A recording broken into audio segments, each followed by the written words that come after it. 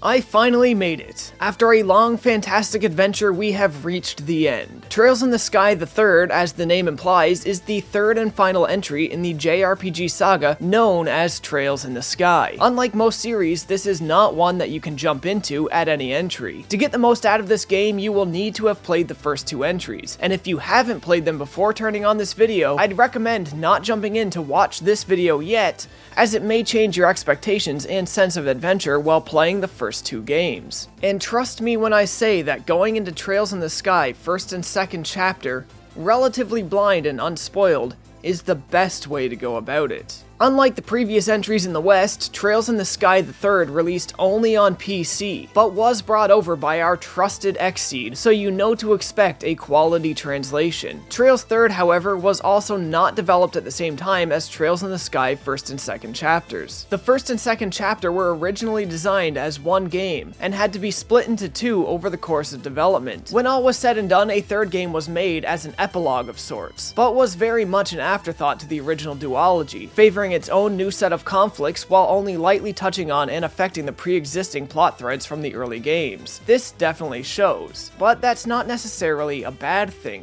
This entry seems less important to Sky 1 and 2 mainly because it was built to bridge a gap between this saga and the upcoming Crossbell and Erebonia arcs. So if you look back from Sky 3, then it doesn't seem that important, but if you look ahead from it, it makes a big difference. This time around, our story focuses mainly on Kevin Graham. Kevin was more or less a secondary character who played a big background role in Trails in the Sky's second chapter, so it may seem strange or even disappointing to some that we focus on him this time around, but if you give him some time, he will undoubtedly earn your interest and appreciation. Kevin is a fantastic, deep, and engaging protagonist, with an excellent, flawed character that is just a joy to dive into and begin peeling away at. The story begins 6 months after the events of second chapter. Kevin is on a routine artifact collection mission on behalf of the church. While receiving the artifact, an old friend named Arius is assigned as his new apprentice. It doesn't take long for mysterious forces to appear in the world around them, coinciding with the awakening of the artifact's power. As the artifact becomes active, Kevin and Arius are pulled from the corporeal world into a unique and unexplainable realm that seems to work by its own set of rules, completely detached from the reality we know. From here on out, we have no choice but to explore this strange new area, find the source of its power,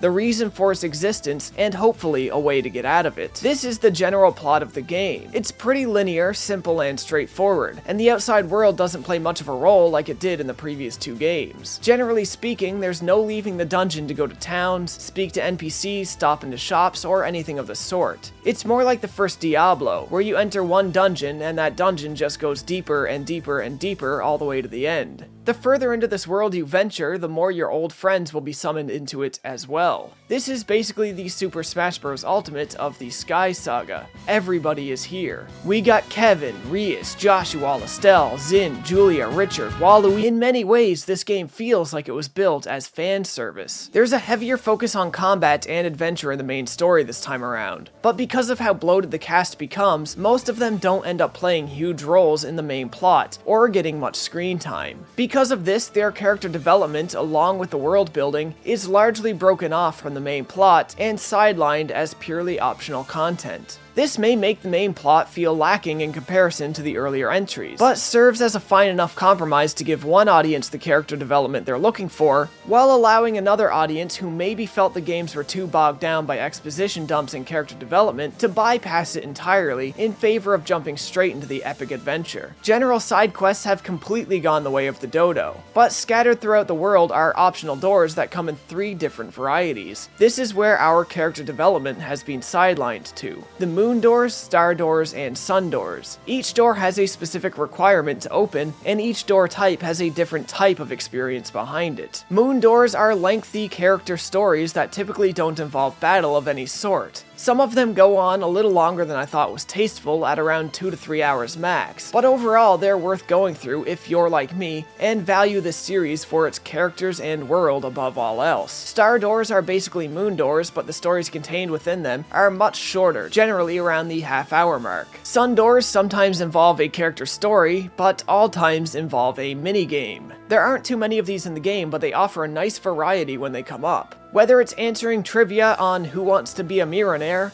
or shooting down baddies in the Bobcat, it's always interesting and a refreshing change of pace to see what the folks at Falcom can work into this game's engine. Given the game really only has the main plot and 3 different types of doors, it isn't insanely long. If you only do the main plot, you can likely finish this in 35 hours or less. Going for all the doors plus the main plot took me around 70 hours, with about 3 to 4 hours of idle time. That said, I played a little bit slow. You can probably shave 5 to 10 hours off my runtime without trying too hard. It's not structured like the other games, but it definitely builds out our 2 main characters in a way that, well, as you see here, I got these strings that are arranged to look like a heart, and I'm tugging on them. Tugging on these here heartstrings, you know? And some of the doors contained really touching stories as well. One of the stories, to my shock, dealt with some really mature and I'd say even rather disturbing subject matter in rather graphic detail. I won't spoil it, but my admiration for this game was greatly heightened by its bold inclusion. So don't skip the optional content. I almost did, and I regret even thinking of it. So don't be the me that I almost beed, or something like that. Now, I can't say much of anything else about the story. It doesn't have the same format as the previous 2 entries, but the new format is very fun, very focused, and very, very investing. So next we'll jump into the combat, and we're gonna go through this as quick as possible because not much has changed from second chapter at all. And I'm going to assume that if you're still watching this video, you've either played first and second chapter, or you've been caught up on the reviews for it. So let's get into that.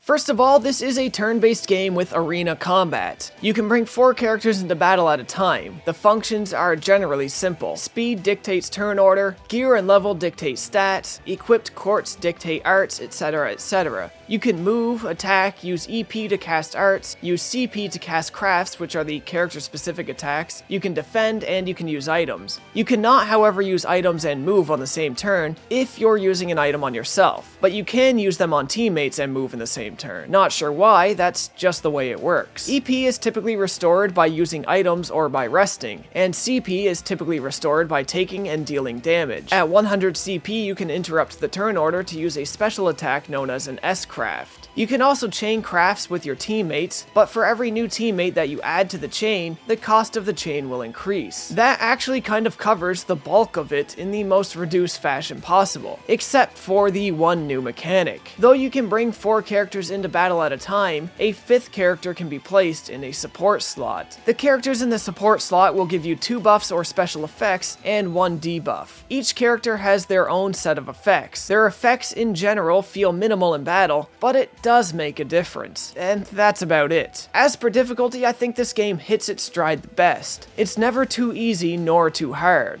Each boss is a fair yet challenging difficulty spike, and the difficulty curve is a steady ramp from beginning to end. This may be the hardest of the trilogy, but it's hard in places where the difficulty makes sense, unlike, say, the start of second chapter, which, while not insanely difficult or anything, felt like the beginning might have been the hardest part of the game. That said, our cast is massive, and non-active party members do not gain experience, so a need to grind may arise every now and then. However, grinding is pretty quick to handle in this game, especially with the use of fast-forward functions. Now let's turn our eye towards a bit of the technicals. Overall, I gotta say this is the best looking game of the trilogy, as it should be. We get to see a bit of Falcom's early steps into shifting to 3D focused games, as 3D models definitely pop up here more than the previous entries. Their attempts at making use of more genuine lighting effects is also obvious very early on, even if the shadows are a tad jank. It's nice to see the added effort. Once again, I played with my Nintendo Switch Pro controller, and it was almost perfectly responsive. For some reason, one menu demanded that I use my mouse to interact with it. This also happened in second chapter at the same place, but I never called it out there before. It's just strange to me that it's still like this here.